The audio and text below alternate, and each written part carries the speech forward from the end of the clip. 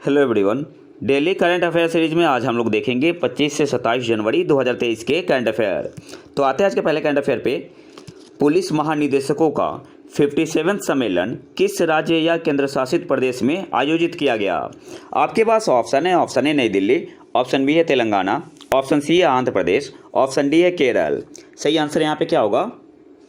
Option A आपका यहाँ पे सही आंसर हो जाएगा नई दिल्ली। पुलिस महानिदेशकों का 57वां कॉन्फ्रेंस किस राज्य या केंद्र शासित प्रदेश में आयोजित किया गया? सही आंसर क्या होगा? ऑप्शन ए नई दिल्ली में। एक्स्ट्रा करंट अफेयर देख लेते हैं। बाजरा और ऑर्गेनिक्स 2023 अंतर्राष्ट्रीय व्यापार मेले का उद्घाटन बेंगलुरु के त्रिपुरवासिनी में किया गया। आपसे एग्जाम में पूछ सकता है मिलेट्स एंड ऑर्गेनिक्स 2023 अंतर्राष्ट्रीय व्यापार मेले का उद्घाटन कहाँ किया गया? तो बेंगलुरु में। तो आपको यहाँ से याद क्या रखना है? सबसे पहले पुलिस महानिदेशकों का 57वां कॉन्फ्रेंस किस राज्य या केंद्र शासित प्रदेश में आयोजित किया गया? तो नई दिल्ली में। और दूसरा जो याद रखना है, बाजरा और ऑर्गेनिक्स 2023 अंतर्राष्ट्रीय व्यापार मेले का उद्घाटन कहाँ किया गया? बेंगलुरु में। और बेंगलुरु में कहाँ? तो बेंगलुरु के त्रिपुरवासिनी में। नेक्स्ट आते हैं, आईआईटी मद्रास ने स्वदेशी मोबाइल ऑपरेटिंग सिस्टम विकसित किया है जिसका नाम है। आपके पास ऑप्शन है इंडोस, ऑप्शन बी है भरोस, ऑप्शन सी है सैनोस, ऑप्शन डी है आईआईटीओस। सही आंसर यहाँ पे क्या होगा? ऑप्शन बी आपका यहाँ पे सही आंसर हो जाएगा भरोस। आईआईटी मद्रास ने स्वदेशी मोबाइल ऑपरेटिंग सिस्टम डेवलप किया है जिसका नाम है, तो ऑप्शन बी आपका यहाँ पे सही आंसर हो जाएगा भरोस। नेक्स्ट आते हैं, क्रिस हिपकिंस किस देश के नए प्रधानमंत्री है? आपके पास ऑप्शन है डेनमार्क, ऑप्शन बी है नॉर्वे, ऑप्शन सी है ऑस्ट्रेलिया, ऑप्शन डी है न्यूजीलैंड। सही आंसर यहाँ पे क्या होगा? ऑप्शन डी आपका यहाँ पे सही आंसर हो जाएगा न्यूजीलैंड।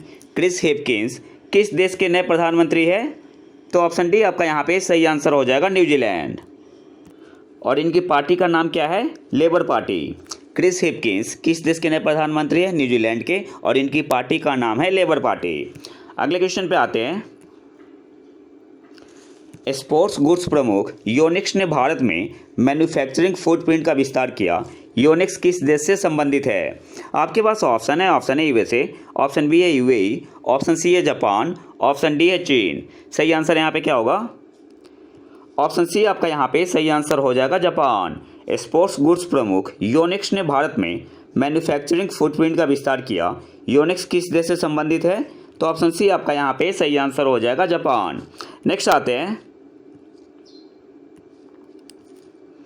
और काफ़ी इंपॉर्टेंट क्वेश्चन है, 8वीं भारत अंतर्राष्ट्रीय विज्ञान महोत्सव इंडिया इंटरनेशनल साइंस फेस्टिवल 2022 का विषय क्या है? आपके पास ऑप्शन है marching towards Amritkaal with science technology and innovation, option B है space and sustainability, option C है basic science for sustainable development, option D है integrated approach in science and technology for sustainable future. सही answer यहाँ पे क्या होगा?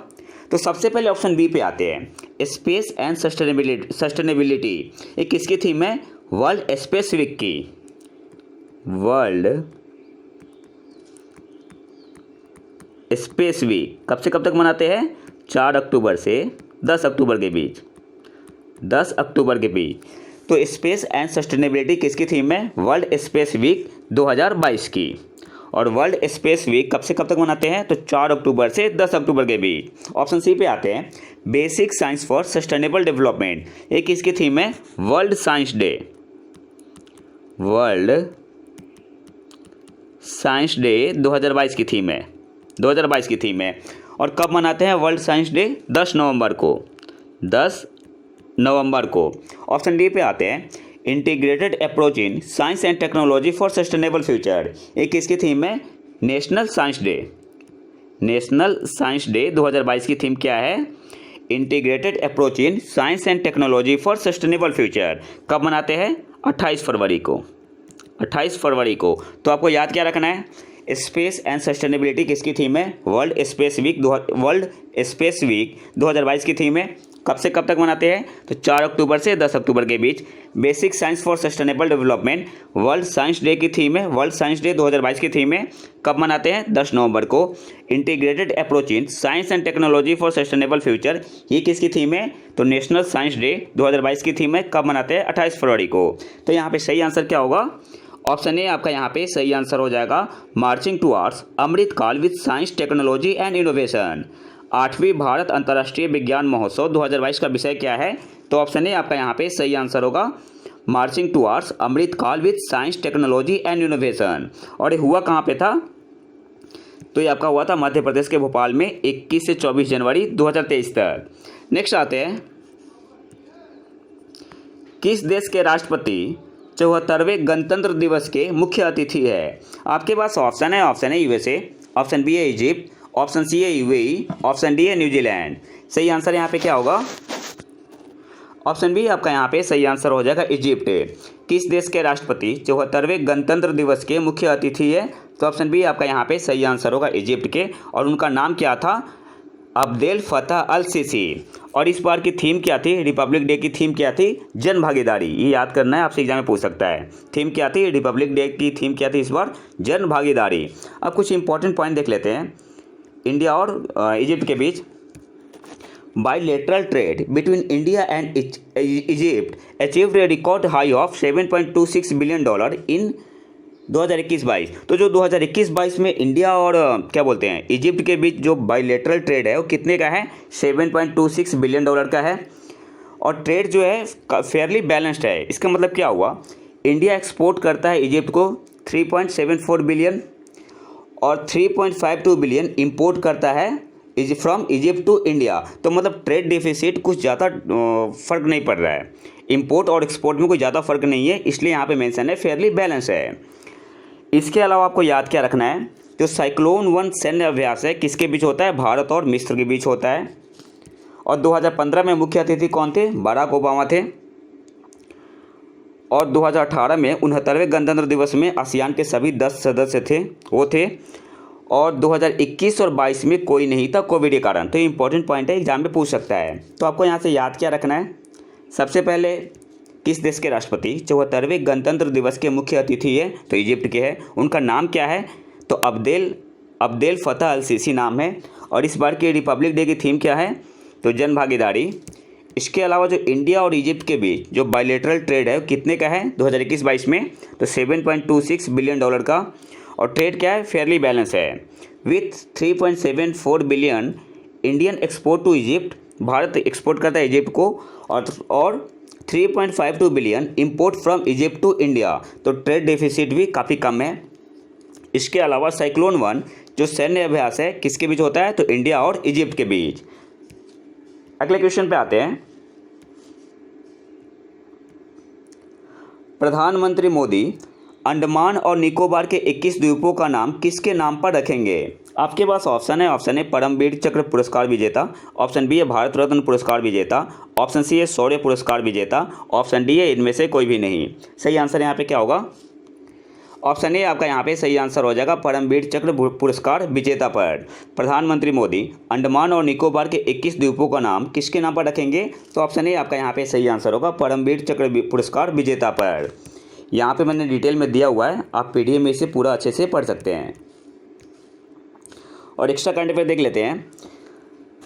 भारत का पहला G20 का पहला environment and climate sustainability working group meeting कहाँ पे हुई? बेंगलुरु में। आपसे एग्जाम में पूछ सकता है कि G20 का पहला environment and climate sustainability working group की मीटिंग कहाँ पे हुई थी? बेंगलुरु में। तो आपको याद रखना है यहाँ से। अगले क्वेश्चन पे आते हैं। केंद्र ने यूनेस्को की विश्व धरोहर स्थल की स्थिति के लिए किस स्थान को नामित करने का निर्णय लिया है?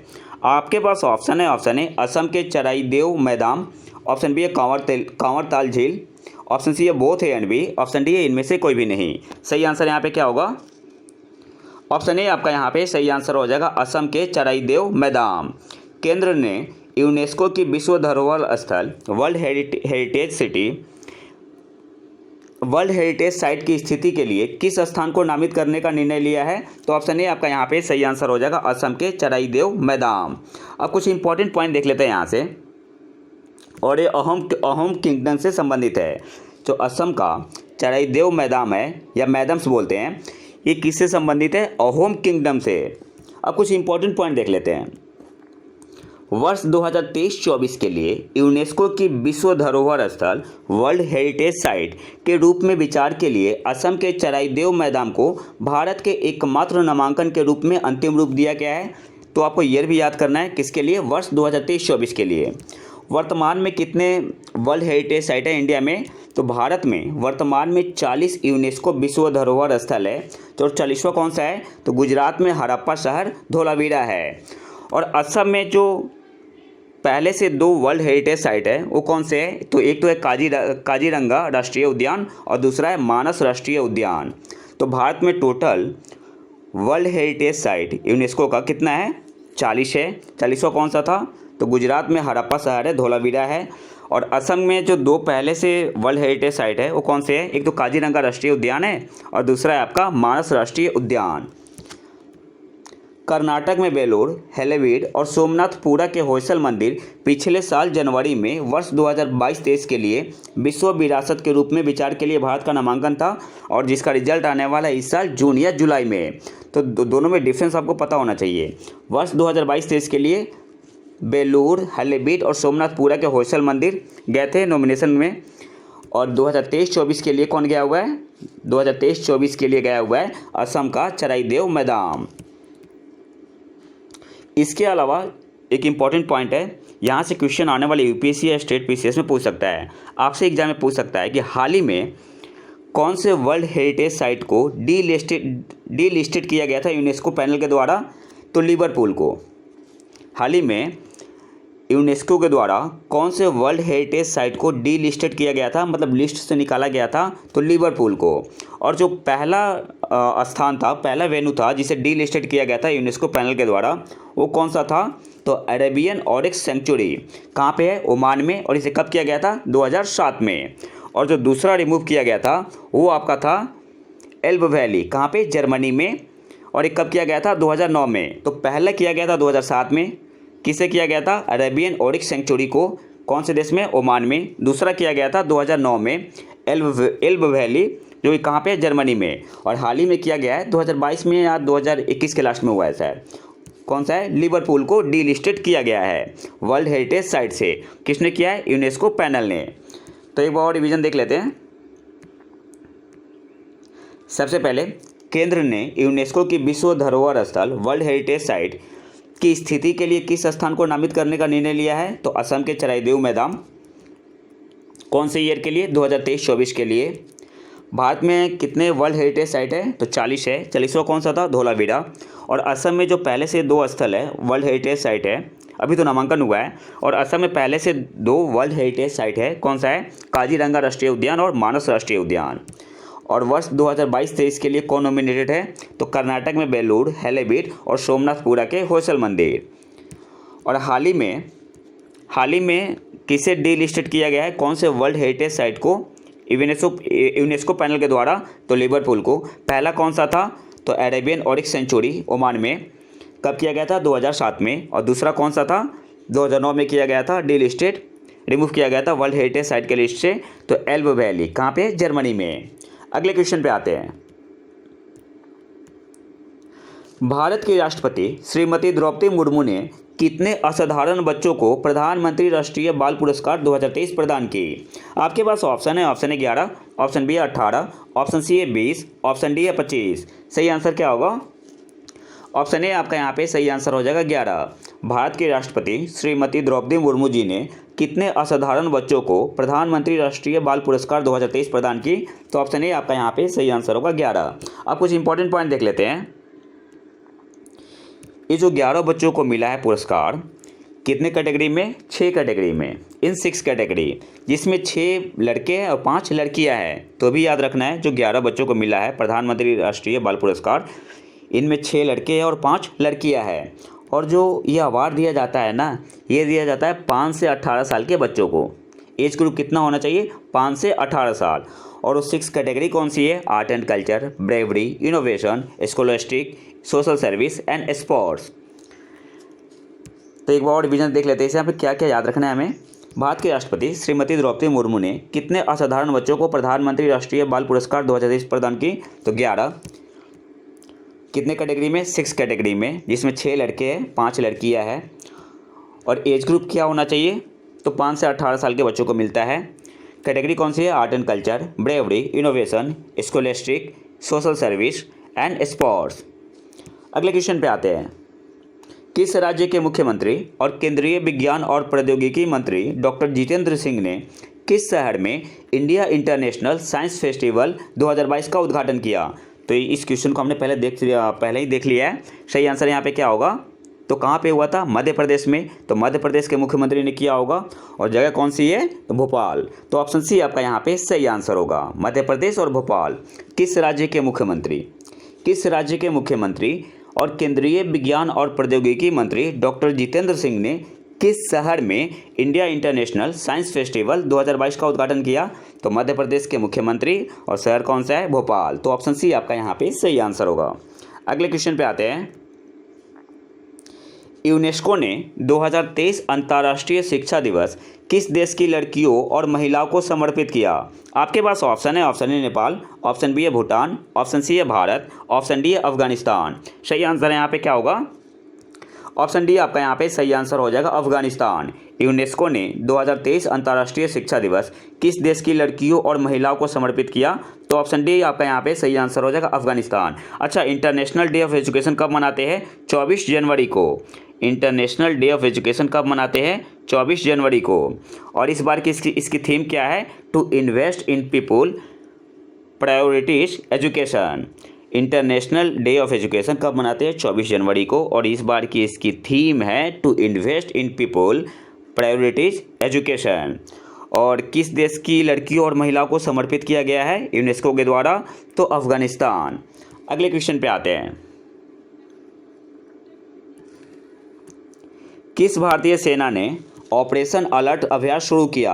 आपके पास ऑप्शन है, option A BSF, option B है भारतीय नौसेना, ऑप्शन सी है भारतीय वायुसेना, ऑप्शन डी है भारतीय तटरक्षक। सही आंसर यहाँ पे होगा ऑप्शन ए बीएसएफ ने। किस भारतीय सेना ने ऑपरेशन अलर्ट अभ्यास शुरू किया? तो बीएसएफ ने। अब कुछ एक्स्ट्रा करंट अफेयर देख लेते हैं। भारतीय नौसेना का जहाज वागीर एक कलवरी श्रेणी की पनडुब्बी है और इसका निर्माण मुंबई के एमडीएल द्वारा किया गया था। तो आपको याद क्या रखना है, सबसे पहले तो भारतीय नौसेना का जहाज है वागीर नाम है, कौन सी श्रेणी की है? तो कलवरी श्रेणी की पनडुब्बी है और इसका निर्माण किसने किया? तो मुंबई के एमडीएल द्वारा किया गया था। अगले क्वेश्चन पे आते हैं।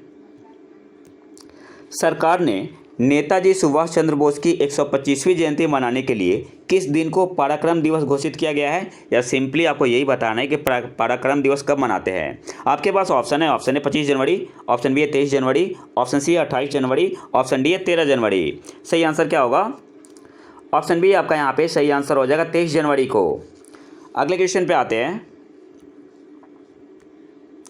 नासा और कौन सा देश जल्द ही एक अंतरिक्ष मिशन पर एक समझौते पर हस्ताक्षर करेंगे और इस एस्ट्रोफिजिक्स मिशन का नाम अल्ट्रासैट है?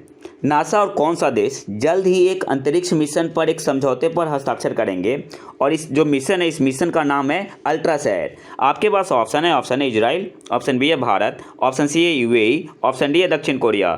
सही आंसर क्या होगा? ऑप्शन ए आपका यहाँ पे सही आंसर हो जाएगा, इजराइल। नासा और इजराइल जल्द ही एक अंतरिक्ष मिशन पर एक समझौते पर हस्ताक्षर करेंगे और इस मिशन का नाम क्या है? तो अल्ट्रासैट। तो आपको यहाँ से याद क्या रखना है, यहाँ से अलग तरीके से भी क्वेश्चन पूछ सकता है। आपसे पूछ सकता है कि अल्ट्रासैट क्या है? तो एक एस्ट्रोफिजिक्स मिशन है, कौन से देश का है? इजराइल का है। और कौन सी स्पेस एजेंसी इसे सपोर्ट कर रही है? तो नासा इसे क्या करेगी? प्रोवाइड करेगी। अगले क्वेश्चन पे आते हैं। नासा सपोर्ट करेगा।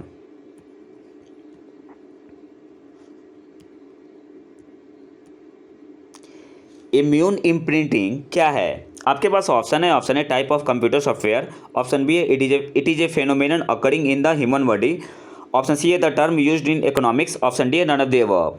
तो देखो ये संबंधित है किससे? कोविड-19 से। इसमें क्या बताया गया है ना, ज़्यादा डिटेल में नहीं जाएंगे हम लोग, फिर काफ़ी डीप है। तो मतलब जो बूस्टर डोज हम ले रहे हैं वो शायद उतना इफेक्टिव नहीं है, तो इससे कुछ संबंधित है इम्यून इम्प्रिंटिंग। तो ऑप्शन बी आपका यहाँ पे सही आंसर होगा, it is a phenomenon occurring in the human body. Option B आपका यहाँ पे सही आंसर होगा। नेक्स्ट आते हैं। भारत के G20 प्रेसिडेंसी के हिस्से के रूप में एक बिजनेस 20 B20 स्थापना बैठक किस शहर में आयोजित की गई? आपके पास ऑप्शन है, option A Bhopal, option B है रांची, ऑप्शन सी है गांधीनगर, ऑप्शन डी है हैदराबाद। सही आंसर यहाँ पे क्या होगा? ऑप्शन सी आपका यहाँ पे सही आंसर हो जाएगा, गांधीनगर। भारत के G20 प्रेसिडेंसी के हिस्से के रूप में B20 स्थापना बैठक किस शहर में आयोजित की गई? तो ऑप्शन सी आपका यहाँ पे सही आंसर हो जाएगा, गांधीनगर। अच्छा, जो इस बार की G20 की मीटिंग इंडिया में हुई है, तो इसमें शेरपा कौन बना था? शेरपा के रूप में किन्हें चुना गया था? तो नीति आयोग के पूर्व CEO अमिताभ कांत। पहले किन्हें चुना गया था? पीयूष गोयल। लेकिन उनको रिप्लेस करके किन्हें बनाया गया? तो नीति आयोग के पूर्व CEO अमिताभ कांत जी को।